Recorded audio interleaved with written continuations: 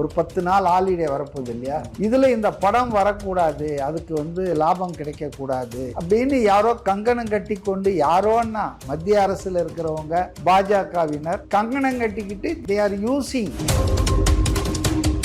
அவர் ஒரு 100 பொதுக்கூட்டங்கள்ல போய் மக்களை சந்தித்து பேசுறதை விட இது ஒரு 1000 தியேட்டர்ல வந்து அவர் அரசியலை பேசிடும். So it will be a very very very powerful propaganda for Vijay டிவிக்கு. கோர்ட்ல ஜட்ஜஸ் சொல்றாங்க, பிரைம் மினிஸ்டர் இருந்தாலும் ஹோம் மினிஸ்டர் இருந்தாலும் அதை செயல்படுத்தி தான் ஆகணும். கோர்ட் இஸ் சுப்ரீம் இந்தியன் கான்ஸ்டிடியூஷன்ல. அப்ப நீங்க கொடுத்துட்டு போக வேண்டியதானே. அடுத்த வினாடியே போய் சீஃப் ஜஸ்டிஸ் கோர்ட்ல போய் சென்சார் போர்டு நாங்க மேல்முறையீடு பண்றோம்னா அப்ப நாங்க விட மாட்டோம்டான்னு போறீங்க.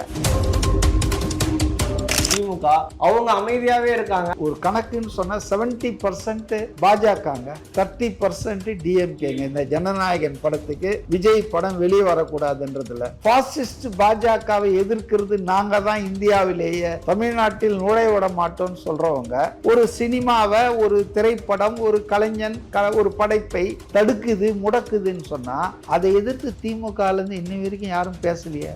ஏன் பேசல? உதயநிதி யாரோ ஒரு நிருபர் கேட்கிறாரு நேற்று, என்ன ஓடுறான் இருந்தால் ஜெயம் ரவி சொல்றாரு, சிலம்பரசன் சொல்றாரு, பாஜகவை நாங்க தான் எதிர்க்கிறோம் அப்படின்னு சொல்லிட்டு மாய்மாலம் பண்ணிட்டு இருக்க திமுக தலைவர், துணை முதல்வர் யாராவது வாய் திறந்தாங்களா? ஏன் திறக்கல?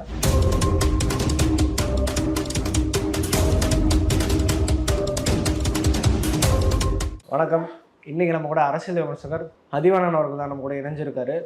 தமிழக அரசியல் மற்றும் பல்வேறு அரசியல்கள் பற்றி அவர்கிட்ட பேசலாம். சார் வணக்கம் சார். வணக்கம். எப்படி இருக்கீங்க சார்? நல்லா இருக்கேன் சார். நான் சொன்ன மாதிரி இன்னைக்கு தமிழக அரசியலுக்கெல்லாம் ரொம்பவே இதுதான் ஹாட்டாக தான் இருக்குன்னு சொல்லி, ஆனால் கடந்த 3 நாட்களாகவே ரொம்ப பரபரப்பு தான். இன்னைக்கு பார்த்தோம்னா ஜனநாயகன் படத்துக்கு சென்சார் வரல, கோர்ட்டுக்கு போயிருக்காங்க. கோர்ட் வந்து கொடுக்கணும்னு சொல்லியிருக்காங்க. பட் ஆனால் சென்சார் போர்டு வந்து அப்பீல் பண்ணியிருக்காங்க.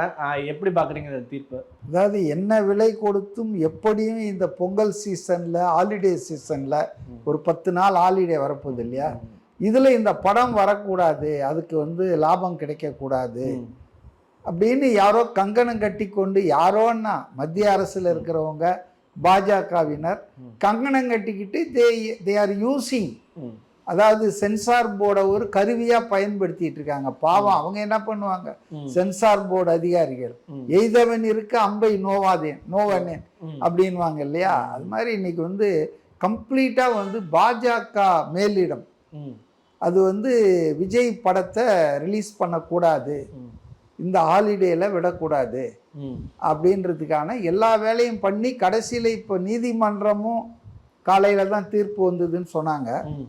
நீதியரசர் ஆஷா அவர்கள் சட்ட ரீதியாக நீங்க வந்து அதை இது பண்றது தப்பு, தாமதப்படுத்துறது, உடனடியாக நீங்க அதை சான்றிதழை கொடுக்கணும்னு தணிக்கை குழுக்கு தீர்ப்பு உத்தரவை போட்ட பிறகும் உடனடியாக உங்க உயர் நீதிமன்றத்தில் தலைமை நீதிபதி இருக்கிற அமர்வுல போயிட்டு அந்த சென்சார் போர்டின் வழக்கறிஞர் நாங்கள் மேல்முறையீடு பண்ண அனுமதிக்கணும்னு கேட்டு அவர் வந்து நான் அதை பரிசீலிக்கிறேன் அப்படின்னு சொல்லி இருக்கிறதோட இப்போ இந்த தருணத்தில் நம்ம டிஸ்கஸ் பண்ணிட்டு இருக்கிறோம்.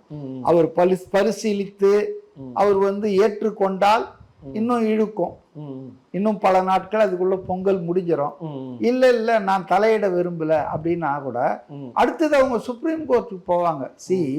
பொலிட்டிக்கலா அவங்க வந்து முடிவு பண்ணிட்டாங்க. பிஜேபி விஜய்க்கு வந்து கடைசி படம், அதுல அரசியல், அவரது அரசியல் பேசுற படம். இது வந்து அவர் ஒரு 100 பொதுக்கூட்டங்கள்ல போய் மக்களை சந்தித்து பேசுறதை விட இது ஒரு 1000 தியேட்டர்ல வந்து அவர் அரசியலை பேசிடும். So it will be a very very very powerful propaganda for Vijay டிவிக்கு. அப்ப அது வந்து தங்களுக்கு மிகவும் பாதகமா முடியும்.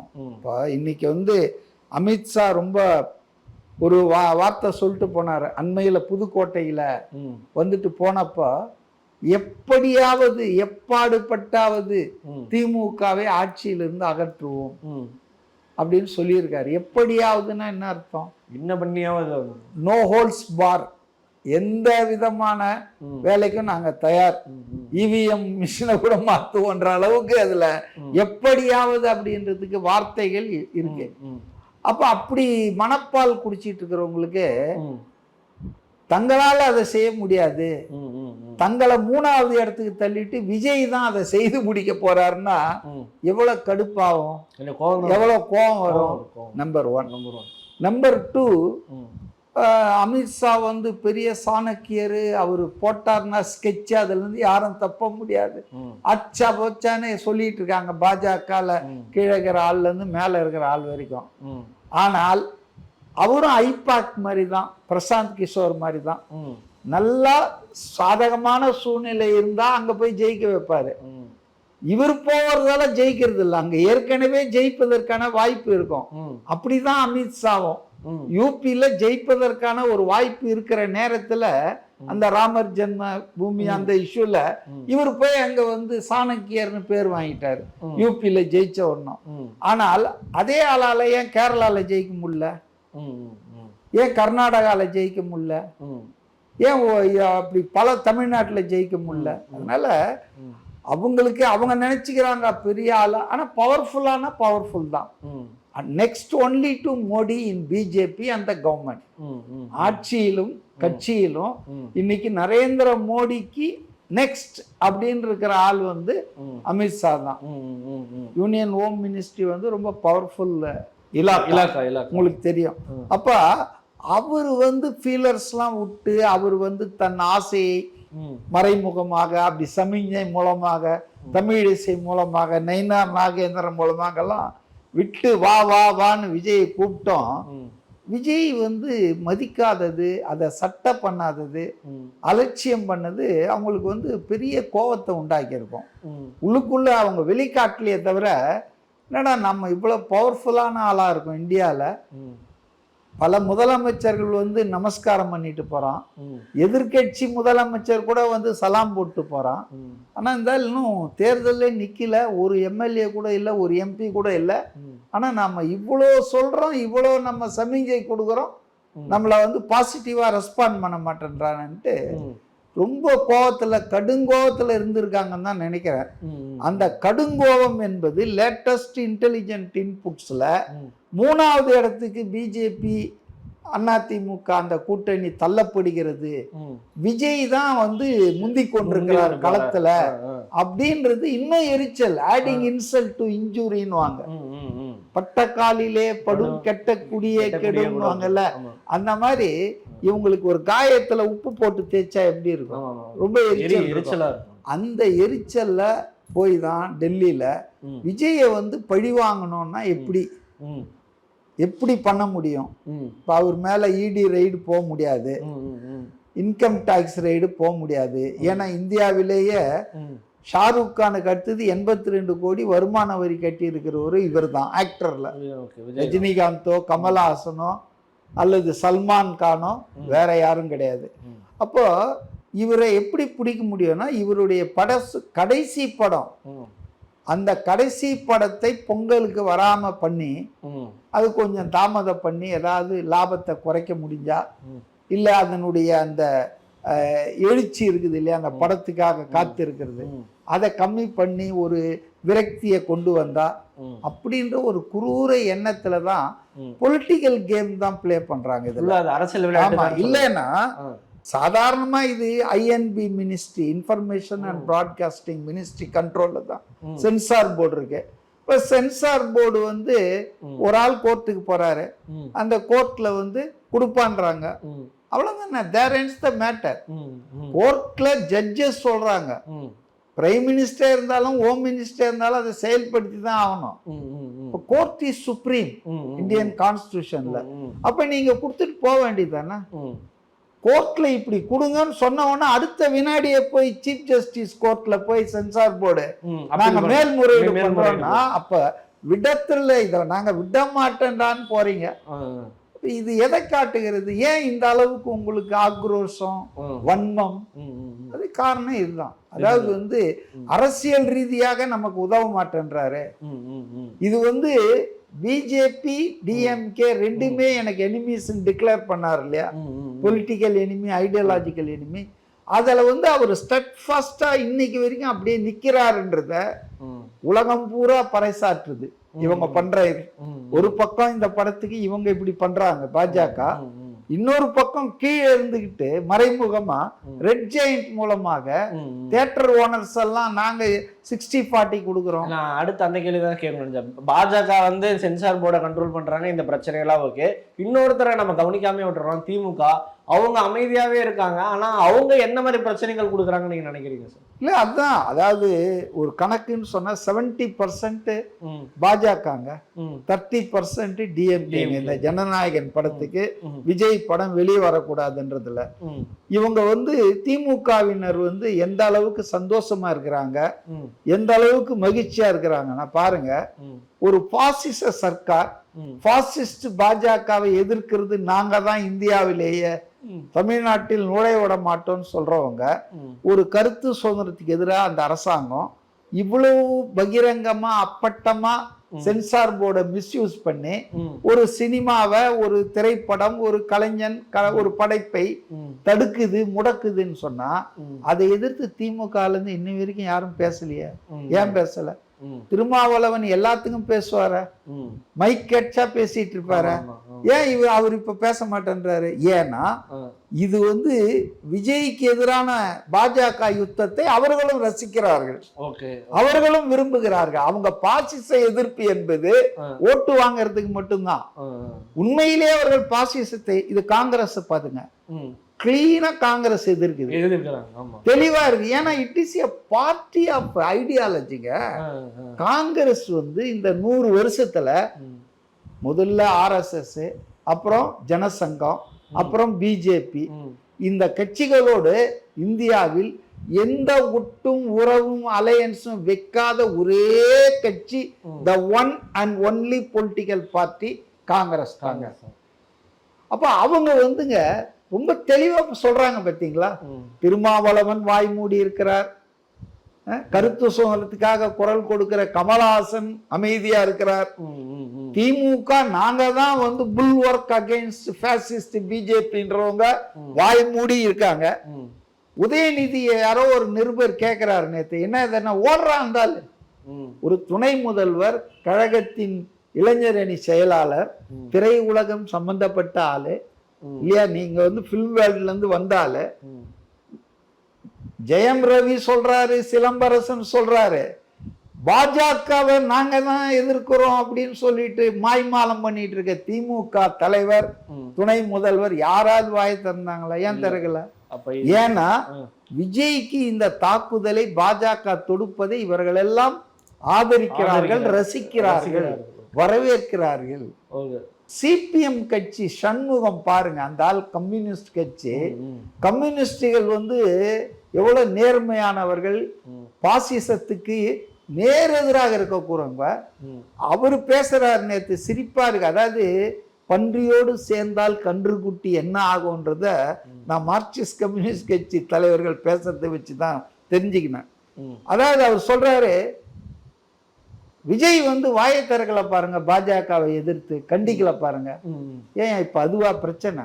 சரி, இப்ப இல்ல அது ஒரு நிமிஷம், அதுவா பிரச்சனை? நீ கண்டிச்சியா? முதல்ல நீ பாஜகவை கண்டிப்பதற்கு பதிலா விஜயில கண்டிச்சிட்டு இருக்கிற, விஜயில விமர்சனம், அங்க நீ பொலிட்டிக்கல் கேம் ஆடிட்டு இருக்க.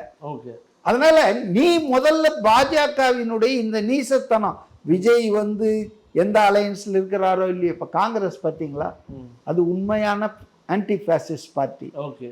தெளிவா அது இன்னைக்கு தான் இல்ல, அந்த பிரவீன் சக்கரவர்த்தி 2009 ஏதோ ஒரு மெர்சல் படத்துக்கு ராகுல் காந்தியுடைய அந்த ட்வீட்டை இப்ப எடுத்து போட்டிருக்காரு. காங்கிரஸ் வந்து தெளிவா இருக்குதுங்க, பாசிசத்தை எப்படி எந்த வடிவத்திலும் எதிர்க்கணும்னு சொல்லிட்டு. ஆனா நீங்க ஆள் பார்த்து, கம்யூனிஸ்ட் கட்சியில ஒரு சொல்லுவாங்க, ஒரு சொலவடை உண்டு, ஆளை சொல்லு ரூலை சொல்றேன்னு. ஆளுக்கு ஏத்த மாதிரி ரூல் சொல்லுவாங்க கம்யூனிஸ்ட் கட்சியில, அது மாதிரி இது வந்து இப்ப சண்முகம் வந்து இப்ப பாஜகவை எதிர்க்க வேண்டியது இல்ல, இப்போ வந்து பாதிக்கப்பட்டிருக்கிற ஒரு அந்த நபரை தான் அவரை பிளேம் பண்ணணும், பிளேம் கேம். ஏன்னா you will not condemn BJP. இதுதான் மார்க்சிஸ்ட் கட்சியினுடைய ஆன்டி பிஜேபி ஸ்டாண்ட். அதனால வந்து சமூக வலைதளங்கள் இந்த கேள்வி எல்லாருமே கேட்க ஆரம்பிக்கிறாங்க. என்னன்னா இப்ப ஓகே, விஜய் அவர்களோட படம், இப்ப நடிகர் மட்டும் இல்ல, ஒரு கட்சியோட தலைவர், என் படத்தை ஏன் ரிலீஸ் பண்ண விடலை, இதுலேருந்தே தெரியலைங்களா உங்களுக்கு பிஜேபியும் திமுக ஒரே கூட்டுன்னு? ஏன் இந்த பாயிண்ட்டை சொல்லியிருந்தா விஜய் அவர்களுக்கு ஒரு நல்ல ஓப்பனிங் கிடைச்சிருக்குமே, மைலேஜ் கிடைச்சிருக்குமேன்னு சொல்கிறாங்க. அவர் ஏன் வாயை திறக்கல? இதை சொல்லியிருந்தா நல்லா இருந்திருக்கும்ல. உங்கள் பாயிண்ட் வெல் டேக்கன், நல்ல பாயிண்ட்டு. ஆனால் நம்ம சாதாரணமாக பார்க்குற நடைமுறையில் சந்திக்கிற ஒரு மாமூலான அரசியல்வாதியாக விஜய் இருந்திருந்தார்னா இம்மிடியட்டாக இதெல்லாம் பேசியிருப்பார். அவர் ஒரு மாற்றத்தை கொண்டு வரணும்னு நினைக்கிறாருங்க அரசியல்ல. மாமூலான இந்த அரசியல்வாதி இல்லை, கொள்ளை கொலை மக்களை விரோத நடவடிக்கை எடுத்துட்டு ஆட்சி அதிகாரத்தை கைப்பற்றிட்டு குடும்பத்தை வளர்க்கறது இதெல்லாம் பண்றது நம்ம பார்க்குற எல்லா கட்சியிலும் இருக்கிறது. ஆனா அவரு நான் ஒரு மாற்று சக்தியா வர்றேன்னு சொல்றவரு இதெல்லாம் அவர் யூஸ் பண்ணணும்னு விரும்பல, அவ்வளவுதான். அதாவதுங்க இப்போ நீங்க சொல்றதுன்னா இதே வேற ஒரு கட்சியா வேற ஒரு ஆளா இருந்தா இந்நேரம் பதறி துடிச்சு அழுது புலம்பி இருப்பாங்க. ஆனா அவருடைய வீரமே என்ன, இதை வித்ஸ்டாண்ட் பண்ணி நிக்கிறாரு. அவருக்கு தொழில் ரீதியா அவர் படத்தை எடுத்தவனுக்கு பெரிய நஷ்டம் வரலாம், ஆனா அதை வச்சுதான் அவரை வளைக்க பாக்குறாங்க. அவங்களுக்கு ரெண்டு விஷயங்க பாஜகவுக்கு. ஒண்ணு என்னன்னா அவர் தங்களுக்கு துணை புரியணும், திமுகவை தோற்கடிப்பதற்கு தங்கள் கூட்டணி ஆட்சியில் வருவதற்கு விஜய் துணை புரியணும். இதுக்கு அவர் மறுக்கிறாரு, அவங்களுக்கு ஆதரவு தர அவர் மறுக்கிறாரு. ஏன்னா நான் பண்ண முடியும், திமுகவை என்னால் வீழ்த்த முடியும், திமுக தீய சக்தி, அந்த தீய சக்தி நான் வீழ்த்த முடியும், இன்னொரு தீய சக்தியான உங்களுடைய நான் வந்து சேரணும்னு அவர் பிரின்சிபல் ஸ்டாண்ட் எடுத்திருக்காரு. ஸோ அதனால இவங்களுக்கு மிகப்பெரிய, ஏன்னா இவங்களுக்கு எல்லாம் கணக்குகள் தெரியுது, இன்டெலிஜென்ஸ் இன்புட்ஸு, இந்த நம்ம துப்பறி இதெல்லாம் உளவுத்துறையெல்லாம் வந்து சொல்றாங்க, சார் அவருக்கு வந்து செல்வாக்கு எல்லா செக்ஷன்லயும் பரவிட்டு இருக்கு, Kongu, delta, south Tamil Nadu, north Tamil Nadu, இப்படி எல்லா இடத்துலையுமே ஒரு சேர அவருக்கு பிராந்திய கட்சி இல்லை. இப்போ கம்யூனிஸ்டுகள்லாம் கோவை ஏரியால கொஞ்சம் இருப்பாங்க, தஞ்சாவூர் ஏரியால கொஞ்சம் இருப்பாங்க, மதிமுகனா அந்த திருநெல்வேலி அதுல கொஞ்சம் இருக்கும், விசிகானா நார்த் தமிழ்நாடுல கொஞ்சம் கடலூர் இந்த ஏரியால, இப்படி ஒரு பிராந்தியப்பட்ட பல கட்சிகள் இருக்கும்போது யூனிவர்சலா தமிழ் மாநிலம் முழுவதும் மக்கள் ஆதரவு பெருகிட்டே இருக்கிற ஒரு கட்சி, ஒரு தலைவர்ன்ற முறையில விஜய் வந்து தங்களுக்கு ஹெல்ப் பண்ணணும்னு நினைக்கிறாங்க. அதுக்கு அவர் மறுக்கிறாரு. ஏன்னா இது ஒரு தவறான சக்தி, மத நல்லிணக்கத்துக்கும் அந்த மத உரிமைகளுக்கும் கருத்து சுதந்திரத்துக்கு எதிரான கட்சி, இது ஒரு பாசிஸ்ட் கட்சி என்று அவருக்கு தெளிவா தெரியுது. அதனால ஹெல்ப் பண்ண மறுக்கிறாரு. ஸோ அவரை தங்களுக்கு உதவ மறுப்பதால் அவரை பழி வாங்கணும், அவரை எப்படியாவது வந்து வளைக்கணும், இந்த நேரத்திலேயாவது அவர் வளைச்சிட முடியுமா அப்படின்னு இவங்க தப்பு கணக்கு போடுறாங்க. Vijay is not like any other politician. அதே மாதிரி இன்னொரு கேள்வி முன்வைக்கப்படுது, விஜய் அவர்கள் பிஜேபி எதிர்த்து பேசினா சிபிஐ விசாரணை வைத்து அவரால் ஏதாவது தாக்குதல் நடத்தப்படுமோ அப்படின்ற மாதிரி. விஜய் சிம்பிளா சொல்ல, விஜய் வந்து சிபிஐ பார்த்து பயப்படுறாரு, பாஜக பார்த்து அமித்ஷா பார்த்து பயப்படுறாருன்னு சொல்றாங்க. இது எப்படி பாக்குறீங்க? சரி, அமித்ஷா பார்த்து பயப்படுறாரு, இது பரவாயில்ல. இதுக்கு முன்னால அமித்ஷா மோடி சொல்லி தான் ஒரு கட்சியை ஆரம்பிச்சாருனாங்க. அப்ப அது இல்லையா, அது அந்த போயிடுச்சா? இப்ப பாஜக சொல்லி தான் ஆரம்பிச்சாருனாங்களா? பாஜகவுடைய பி டீம் எப்படி பாஜக தலைவர்களை பார்த்து பயப்படும்? அதாவதுங்க இதெல்லாம் வந்துங்க பித்து பிடிச்சி போய் திமுக ஆட்களும் மற்றவர்களும் பேசுற பேச்சுங்க. அதாவது இன்னைக்கு கூட சபாநாயகர் அப்பாவும் அவர் பதவிக்கே தகுதி இல்லாம பேசிட்டு இருக்கிறாரு. அவர் வந்து ஒரு நடுநிலையாக இருக்கணும். குறைஞ்சபட்சம் அந்த சபாநாயகர் பொறுப்புல இருக்கிற வைக்குமாவது கட்சி நடவடிக்கையில கட்சி சார்ந்த கொள்கைகள், கோட்பாடுகள், பேச்சுக்கள் பேசாம இருக்கணும். அந்த மாண்பு பல பேர் காப்பாத்தி இருக்காங்க, வெகு சில பேரே அந்த மாண்பை சீர்குலைச்சிருக்காங்க. ஆனா இவரு மாதிரிங்க, இந்த அப்பாவு மாதிரி நான் பாக்குறேன். எந்த அளவு பேசுறாருன்னா, விஜய் வந்து கிறிஸ்துவர், பாஜக சொல்லிதான் இவர் கட்சி ஆரம்பிச்சிருக்காருன்ற அளவுக்கு பேசுறாரு. இன்னைக்கு கூட ஏதோ உளறி இருக்காரு. அது போல நான் என்ன சொல்ல வரேன்னா, நீங்க வந்து பாஜகவுடைய இந்த முயற்சி தவறானது, இதை நாங்க கண்டிக்கிறோம்னு காங்கிரஸ் கட்சி மாதிரி ஏன் உங்களால சொல்ல முடியல? விஜய் ஒன்றும் காங்கிரஸ் ஆதரவாளர்ல, காங்கிரஸ் கூட்டணியில இல்லை அவரு. ஆனா அவங்களால சொல்ல முடியுது. ஏன்னா அவங்க சித்தாந்தத்தை உறுதியாக ஃபாலோ பண்ணுறோம். யாராக இருந்தாலும் பிஜேபி இதை பண்ணால் தப்புன்னுவாங்க. ஆனால் நீங்கள் எப்படி செலக்டிவாக உங்களுக்கு பண்ணால் அலறுவீங்க. இடி உங்கள் மேலே ரெய்டு போச்சுன்னா ஆஹா எங்களை பழி வாங்குறாங்கன்னு வைங்க. வேற ஆள் மேலே ரெய்டு போச்சுன்னா அமைதியாக இருப்பீங்க. ஆக திமுக என்பது உண்மையாகவே பாஜக எதிர்ப்பு கட்சி இல்லைங்க. அது சந்தர்ப்பத்துக்காக பாஜக எதிர்ப்பு வாக்குகள் இங்கே அதிகமாக தமிழ்நாட்டில் இருப்பதால் அதை அள்ளுவதற்காகத்தான், மைனாரிட்டி வாக்குகளை அள்ளுவதற்காகத்தான் பாஜக எதிர்ப்பு பேசுது. அப்படி இல்லைன்னா இதில் இன்னைக்கு முதல்ல அவங்க தானுங்க தமிழ்நாட்டில் குரல் கொடுத்துருக்கணும். ஏன் அவங்களும் குரல் கொடுக்கல? அவங்களுக்கு செகண்டு தேர்டு ஃபோர்த்தா இருக்கிற சிபிஎம் கட்சி, நம்ம திருமாவளவன், இவங்க யாருமே குரல் கொடுக்க மாட்டேன்றாங்க. ஏன்? இது என்ன இந்த அமைதிக்கு பின்னால் என்ன ஒளிஞ்சிருக்குது? They enjoy. இது விஜய்க்கு பாஜக கொடுக்குற இந்த தொல்லை, இந்த தொந்தரவு, டிஃபிகல்டிஸை அவங்க சந்தோஷமா ஜாலியா என்ஜாய் பண்றாங்க. அதான் உண்மை. அதான் பாயாசமும் பாசிசமும் ஒன்னா சேர்ந்து இருக்கு. இந்த பக்கத்துல இறுதி கேள்வி சார். சப்போஸ் இன்னைக்கு கோர்ட்டு சொன்ன தகவல் படி, சென்சார் போர்டு சொன்ன தகவல் படி இன்னொரு 4 வாரம் ஆகுன்ற மாதிரி சொல்றாங்க. மேபி ஆகலாம் அப்படின்னு கேட்கறாங்க. 4 வாரம் கழிச்சு இந்த படம் ரிலீஸ் ஆனா இது எந்த மாதிரி தாக்கத்தை ஏற்படுத்துன்னு நினைக்கிறீங்க? ஏங்க நீங்க இப்ப சச்சின் ஒரு படம் ரீரிலீஸ் ஆச்சு. விஜயுடைய பழைய படங்களை இப்ப தூக்கி போட்டு ரிலீஸ் பண்ணாலே ரெக்கார்ட் கிரியேட் பண்ணிட்டு இருக்குதுங்க. அதனால இது புது படம். இந்த புது படத்தை சில வாரங்கள் தள்ளி ரிலீஸ் பண்ணா, இந்த ஜெயம் ரவி நடிகர் சொன்னதுதான், பொங்கல் அன்னைக்குதான் எங்களுக்கு பொங்கல்னு சொல்லுவாங்க ஜனங்க. அதனால அதெல்லாம் ஒன்றும் பெரிய அளவுக்கு சில தர்ம சங்கடங்கள், சில இன்கன்வீனியன்ஸு, சில பண இழப்புகள் ஏற்படலாங்க. ஆனா இந்த படத்தின் வெற்றியையோ படத்தினுடைய ஒரு இம்பாக்டையோ, அதுவும் இவங்க போராத காலம் பாருங்க. அதாவது கொல்லிக்கட்டை எடுத்து தலையை சொரிஞ்சிக்கிற மாதிரி இப்ப விட்டாலாவது 100 நாள் இருக்கு எலெக்ஷனுக்கு. இன்னும் டிலே பண்ணி 50 நாள் 60 நாள் இந்த படத்தை விட்டாங்கன்னு வச்சுங்க, இந்த படமே பேசும் எல்லா இடத்துலயும். மிகப்பெரிய தாக்கத்தை ஏற்படும். இந்த படம் ஒவ்வொரு தியேட்டர்லயும் விஜய் கட்சிக்கு ஓட்டு சேகரிக்கும். முட்டா பசங்களா இருக்காங்க. இவங்களுக்கு யாரு இப்படி எல்லாம் பைத்தியகாரத்தனமான அட்வைஸ் எல்லாம் கொடுக்குறாங்கன்னு தெரியல.